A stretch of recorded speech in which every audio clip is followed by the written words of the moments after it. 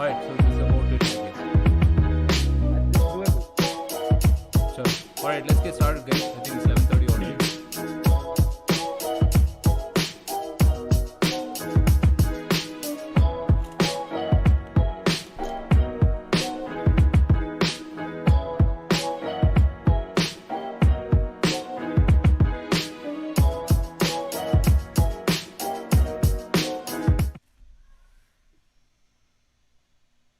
Hi everyone. Very good morning to all. Thank you so much for taking the time out on a Sunday morning and joining us for the 19th edition of Startup Operators Weekly Roundup. I have with me Roshan, Cariappa, and myself Gunjan Saha, who will be taking you through the latest and the greatest startup-related news from the week that was. Hi Roshan, good morning. How are you doing? Hey Gunjan, good morning, bright and sunny morning, as usual. Excited to dive deep into what we have this week. Right.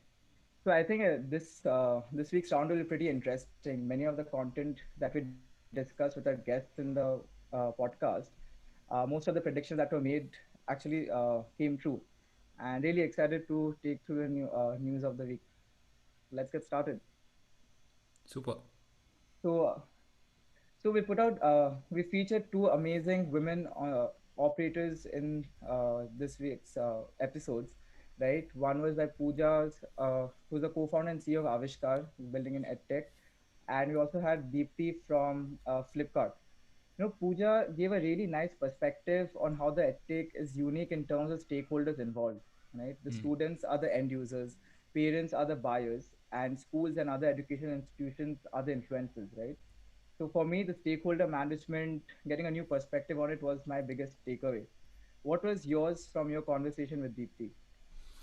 Yeah, so Deepti's was another fantastic conversation in the Engineering Manager series. And this episode to me was a classic lesson on how to set up your function for scale, right?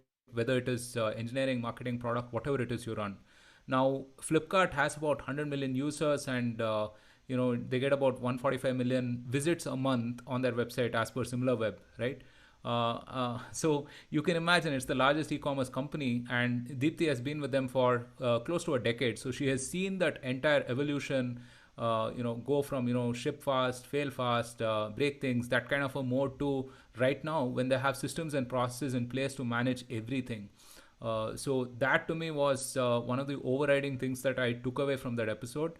I think it's I would say it's mandatory viewing for anyone who is interested in understanding how to build a function for scale.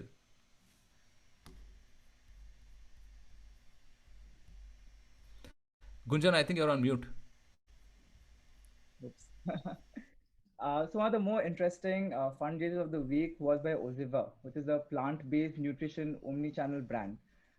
They raised around $12 million in its Series B funding, which was led by Eight Road Ventures, F Prime Capital, and their existing investor matrix partners. The company was started by Aarti Gill and Mihir Gadani in 2016, and it is one of the fastest growing D2C brands in India. Now, we have talked a lot about B2B and B2C companies in the last decade. But over the last 2 years, we have been seeing a lot of investor interest in the D2C brands in India. What do you make of this new hype of D2C startups? So D2C is direct to consumer. It's a sort of B2C in a sense, I would say, right? You skip the whole distributors, middlemen in some sense. And see, this has been a surprising phenomena for me over the last 3 to 4 years. I mean, if you told me 5 years back that this would be as prevalent in India, I would not take that news, like, I would take that with a pinch of salt. And I think this has been enabled by a bunch of different things, right? Obviously, Instagram started kicking in with advertising and so on. Every time I scroll my feed, I find really super interesting ads that are super clickable, right? And then you have the Shopify phenomena where literally you can set up a store in the matter of hours. And then you have payments innovation of the sorts of Razorpay and Instamojo, which is like, submit a link and start accepting payments, right? And you're going to start seeing this business in a box solutions more often. We've talked about this earlier as well. Plenty of amazing businesses going to be built around this. So D2C, the margins are amazing. We featured Flatheads, the founders of Flatheads, on our podcast. I mean, that is something that you guys should check it out if you are particularly interested in understanding how D2C works. Also, I mean, if you look at it, right, I think it's these brands are particularly tuned towards millennials, and millennials are making conscious choices about the kind of things that they buy. Right, whether it's footwear or whether it's the kind of food that they eat and so on. So, yeah, I mean, this is something that is going to definitely pick up in the time to come for sure. Right. No, even like if you see the last 2 years, right? The investments were close to $417 million in 2020, which was almost a 4x increase from the year before. Wow. So yeah, I think we'll see more D2C brands coming up. Next up, we have Leap, which is an overseas education assistance platform that raised 17 million in Series B funding, and this funding was led by Singapore-based Jungle Ventures. Other investors in this deal was Sequoia Capital India and Owl Ventures. Now with Leap, this is Jungle Ventures' first investment in the India's edtech space. Just a year ago, Leap had raised 5.5 million from Sequoia, and the total amount raised has now gone to 22.5 million. Now we have seen a lot of edtechs in the news, right? Any comments on that? Yeah, so I think we've spoken about edtech plenty in the last few roundups that we did, right? I mean, it's a growing space, and I believe that some of the biggest companies will come out of this space, and for good reason as well. I mentioned this on the podcast with Pooja that we're going to skip the whole institution building and directly leapfrog to startup innovation in this realm, right? So yeah, I mean, plenty of interest, obviously, in this space, and we'll see plenty of other, funding news as well going forward. Right. Um, so yeah, two big IPO news also we have. One is by PolicyBazaar, which is one of the OG startups in the Indian ecosystem, and Delivery that has been really revolutionized the whole logistics space in India. To talk a bit about PolicyBazaar, they raised $75 million in a round led by Falcon Edge Capital to expand its business in UAE and the Middle East. PolicyBazaar was started in 2008, and today it commands a 90% market share in online distribution market. Even Delivery, they were in talks with multiple global investors, including Fidelity, which is a US-based investment firm, for its initial public offering, and it's going to be valued close to $3 billion. Uh, Wow. till date, till date, Delivery has valued a little over 2 billion, and the secondary investment came in December 2020. Now, with this investment Delivery, right, just in just a couple of months, its valuation increased by 50%. And if you just look at our discussions we have had earlier with IPOs from Zomato, Swiggy, and the likes, how do you see startups to like from an early stage startup to growth to an IPO? What is that journey like for a company? It's amazing. It's amazing to see this. In fact, it's my favorite news of the week, and there's plenty of competing items, right? Uh, so I guess just to quickly talk about the delivery fundraise, I think it's or rather the Policy Bazaar fundraise and the delivery impending raise. It's basically a last call in for investors, right? We saw Zomato raise about 250 million last year, another 500 million this year, I think, right? And both of these businesses are amazing. Policy Bazaar started in 2008 and pretty much built the whole online sales and distribution of insurance as such, and which is why I mean, you see that phenomenal 90% market share, right? And I won't be surprised if they sort of backward integrate and then add all of the multiple layers in terms of let's say product and so on and so forth, right? Of course, I mean, it will require a lot of regulation, compliance, all of those stuff. But I think given everything that's happening in insurtech innovation, I think the regulation will sort of be amicable, and it'll definitely catch up, right? So yeah, definitely a huge space to look out for. We gave some insurance statistics last episode, for instance, right, when we covered the the Turtle Mint fundraise as well.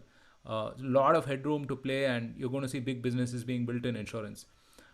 Delivery was founded in 2011, and it's simply the backbone of all e-commerce operations in the country. And when it was founded, nobody would have guessed that they would be where they are at this point of time, because the way we thought about logistics businesses was still very brick and mortar. And here were a bunch of guys trying to revolutionize this. So I don't know if too many people were champions of them at that point of time. Everyone sort of had their eyes on the e-commerce players, and they missed the sort of back end layer to that, right, which is what delivery is. I mean, look at the investments that they've made over the last 10 years. They have something like 75 packing warehouses, 24 automated sort centers, 70 hubs, 2,500 delivery centers, 14,000 vehicles, and 40,000 employees. Right? I don't know if these are the latest stats, but these are what I could find. And at present, delivery has a capacity to process more than 10 lakh, that is 1 million parcels a day. Now, this is amazing scale. And if I remember correctly, I think the last round was led by SoftBank, and it was about 400 million in 2019. So again, very very interesting, and yeah, fingers crossed. Hope we all get allocation. And Delivery has a very healthy balance sheet as well. I mean, they managed to cut its losses to around rupees 270 crore for the fiscal 2020. And alongside, we saw 75% jump in revenue to almost 3,000 crore rupees. So, yeah, hopefully, if we get our hands on some of the stocks, that would be great.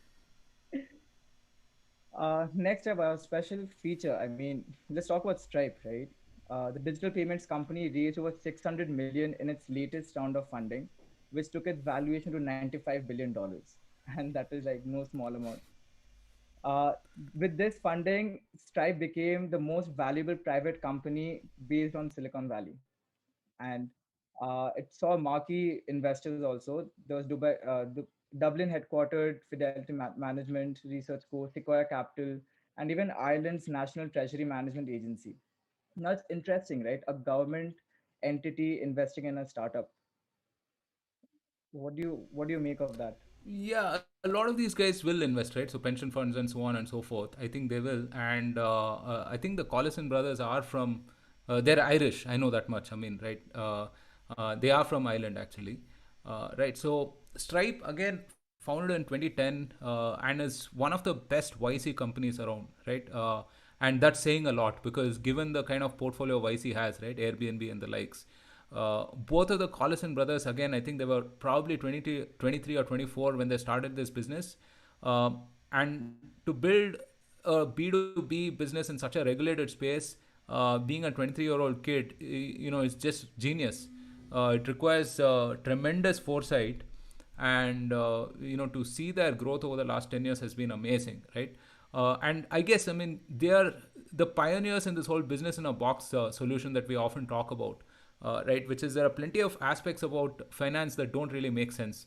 And I was listening to Balaji Srinivasan, and he calls it he calls it the sort of a pony email, or I forget the phrase that he uses, where the front end is really tech enabled, but the back end is really functioning as in the old sort of a pre-internet way, right? And what Stripe has done is basically figure out that, hey, what are the things we least like about finance, and what can we build an API service for. Essentially, they're trying to make finance programmable, and this is amazing. So Stripe will be the financial services company of the future. In fact, it is, right? People look at assets and so on and so forth, and think that these guys will be a smidgen, will be a drop in the ocean when you compare to the big balances of some of the older conventional fin guys. But you don't know what's coming, right? So I really feel that Stripe will sort of spearhead the move from trad finance to whatever comes up next, and it's an exciting future. So yeah, 95 billion.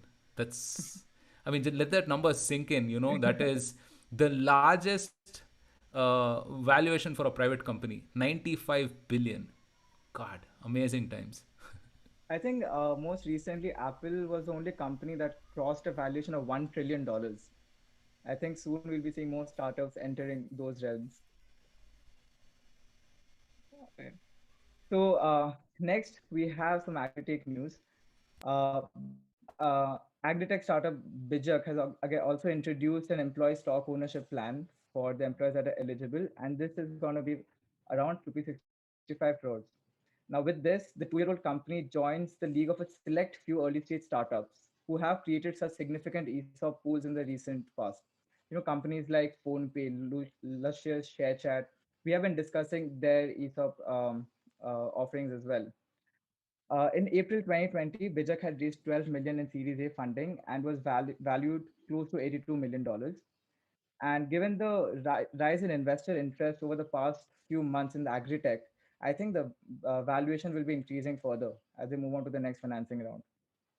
Now, close to 3 dozen agri-tech startups have raised funding since January 2020, and the introduction of an ESOP scheme by a player in the segment, it really shows a healthy sign. It's garnering more interest, more investor interest, and it's also attracting more players. We have also talked to a couple of agri-tech entrepreneurs on the podcast. How do you see this setting the tone for the times to come? See, the interesting thing for me with this is the fact that it's a Series B startup and they've announced a 65 crore ESOP scheme. That's just simply amazing.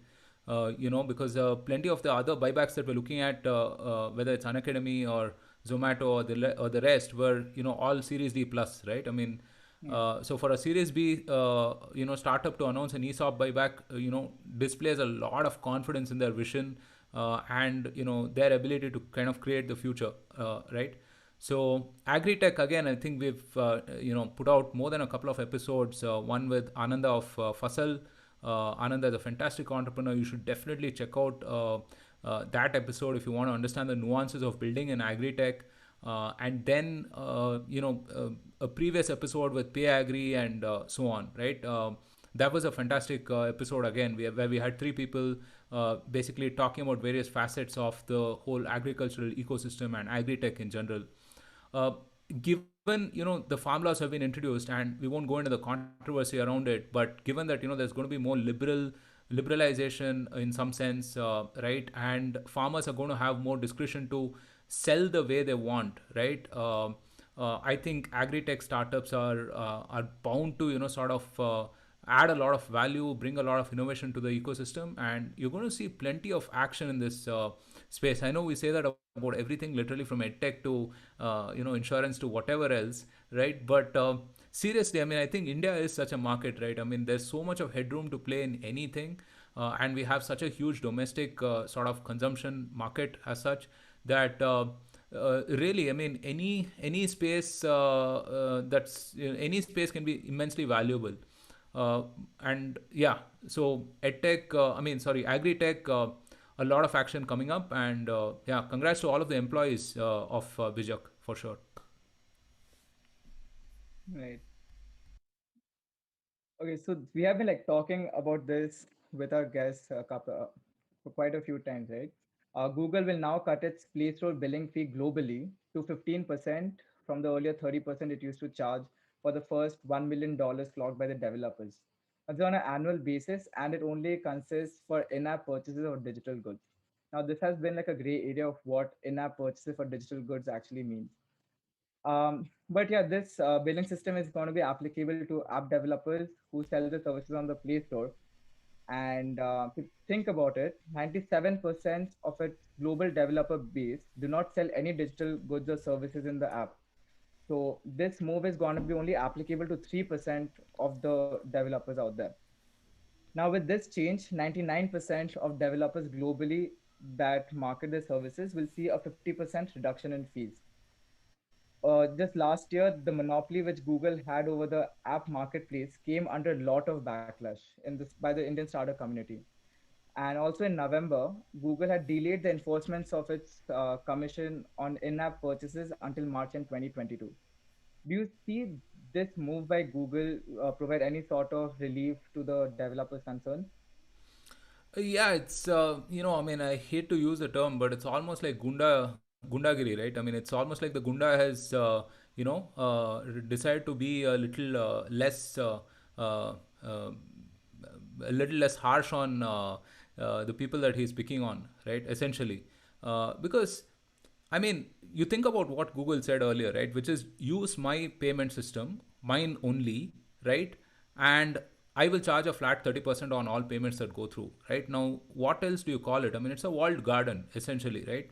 And look, again, I've been a big fan of Google. I guess, I mean, all of us owe an immense debt of gratitude to Google for building the internet as we see right now, right? I think no doubt about it. It's completely transformed our lives.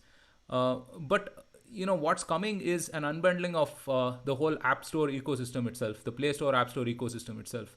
Okay, because I will be super surprised if in 5 years from now, or even 2 3 years from now, we are consuming apps the same way that we are consuming right now, because it's rife with so much of inefficiencies, right?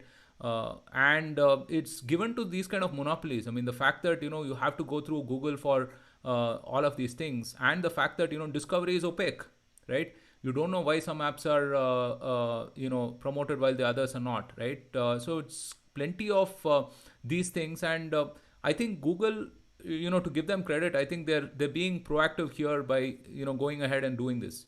Right, and I think this is also for a particular cap of revenue size, if I'm not mistaken. You might check the details, Gunjan. Yeah, it's Right? $1 million for the Yeah, first $1 million. Yeah. yeah, right. So I think they're being proactive because governments everywhere have realized that these tech giants have inordinate power, right? Enough to sort of stifle innovation, stifle like processes, and lesser said about all of these.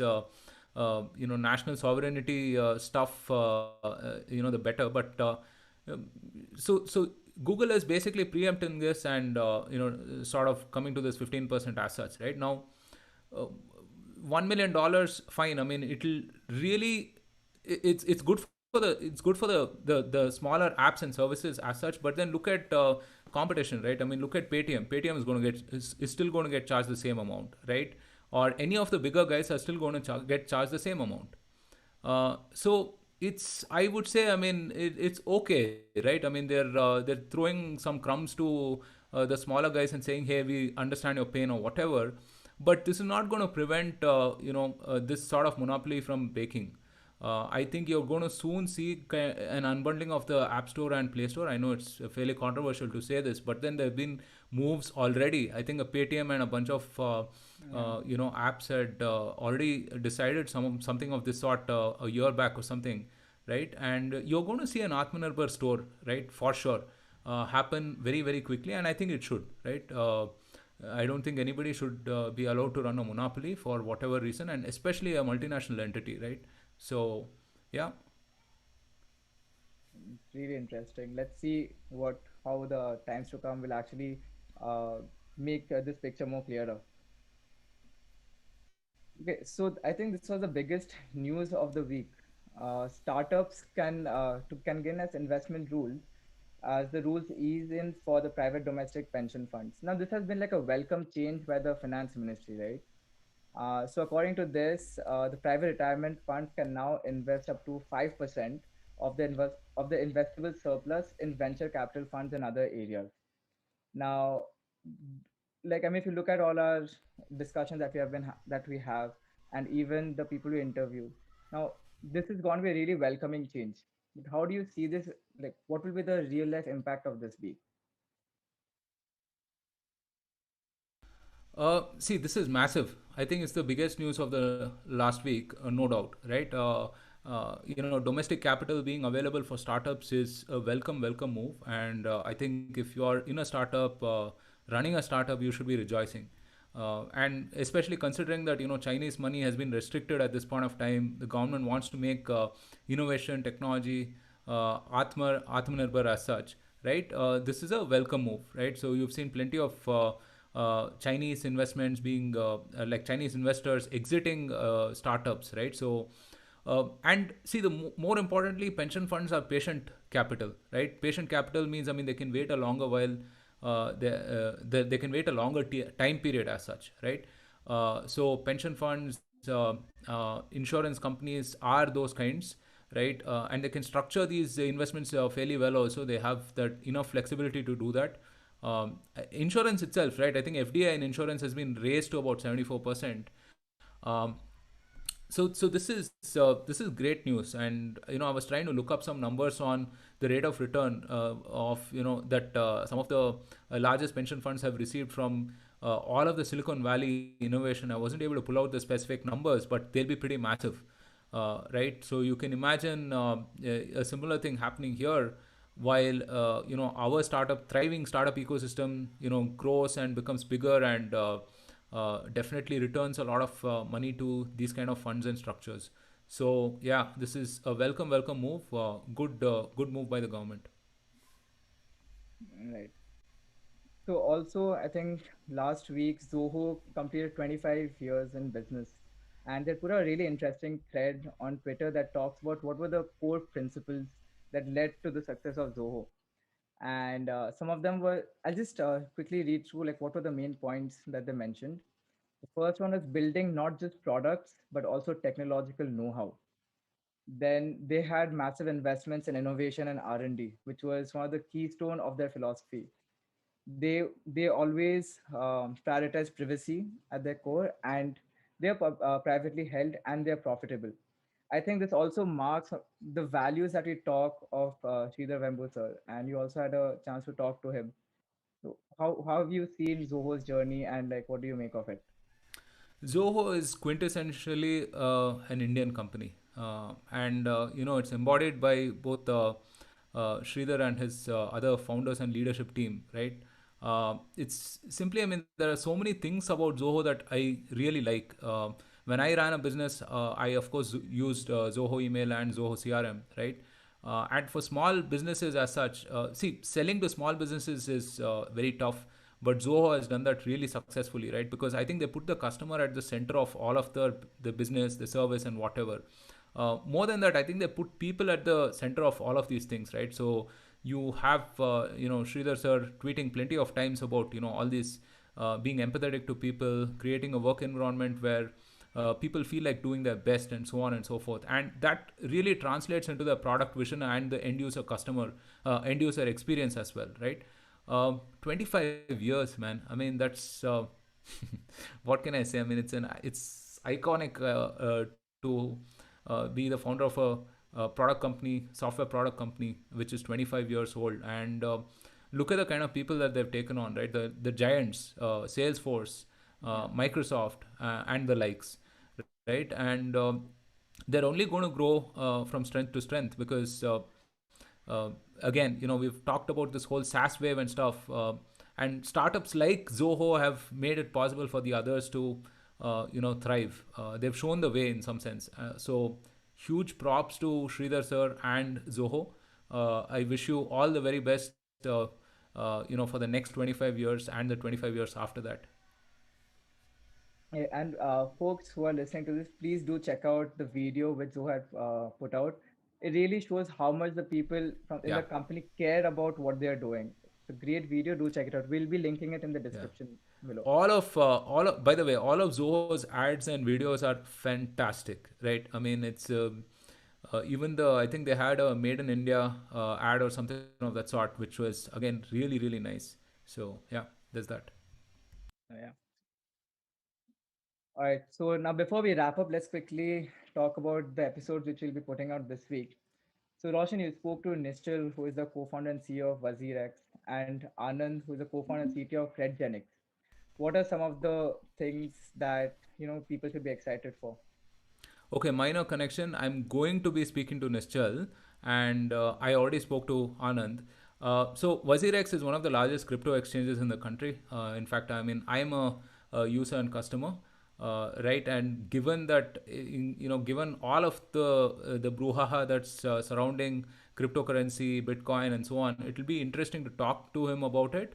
But I really don't want to make this a crypto 101 sort of investing podcast as such. I really want to delve deeper on the regulatory aspects of it and how he thought about building in finance and so on, right? So, but yeah, feel free to shoot any questions you might have that you want to ask Nischal. Um, the conversation with Anand was really nice. I mean, so Credgenics is Axel funded, couple of years old. So Anand again comes from a not just from a technical perspective, but also he's a co-founder, right? So and that impacts plenty of the things in terms of how he runs the business itself. So it was very nice listening to him. He had a lot of focus on the customers, the use cases, and so on. Right. So, and he has a data science background as well. So he described how he was using machine learning to solve some of these straightforward use cases more efficiently. Right. So yeah, plenty of good content coming up next week. I hope you guys like it. Awesome. Great. So I think that brings us to the end of this week's roundup. As we move to the last 10 days of this fiscal, hopefully we'll see more action happening in the startup ecosystem, which we'll be discussing next week. And yeah, Roshan, any parting words?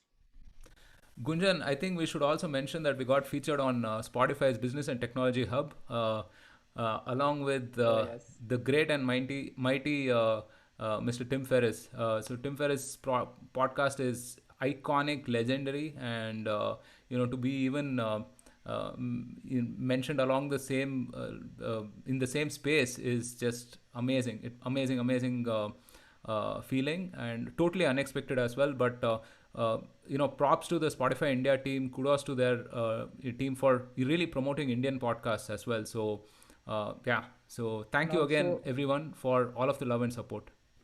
yeah, I don't think anything would this would have been possible if we did not receive the feedback from our listeners Yeah, and them checking the episode that we put out. Also, with that, folks, we would love to hear from you on like how we are performing. What do you like about the episodes, and what are the things that we can do to make these episodes more valuable to you? We have put out a feedback form, which you will see in the description of the video as well as in the episode description. Do take out 2-3 minutes of your time and share your valuable feedback. You could also reach out to Roshan via Twitter or me via Twitter or LinkedIn or through the channel. We'd love to hear from you and hopefully make this the number one show in India. we have quite a way to go, So but hopefully we'll get there. Yeah. we'll be there. All Yeah. right, guys. Thank you so much. All right, everyone. Yeah. Have a great Sunday ahead.